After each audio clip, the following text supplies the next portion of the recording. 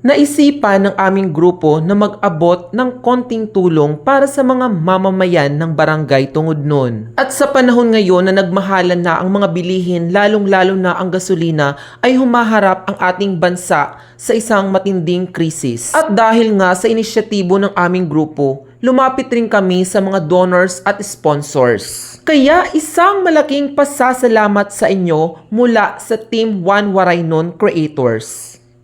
Kasama ko si Inday Beauty, si Inday Nunoy, at syempre iba pang cast ng Titanic.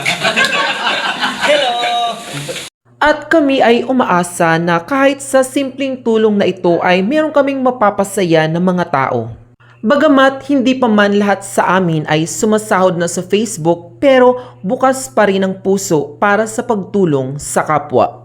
Dahil ang aming layunin ay hindi lamang makapagpasaya ng mga tao sa social media, kundi ang tumulong sa iba. So meron kami mga relief, tapos mga school supply, may bakasyon na. So preparation na siya para sa next school year.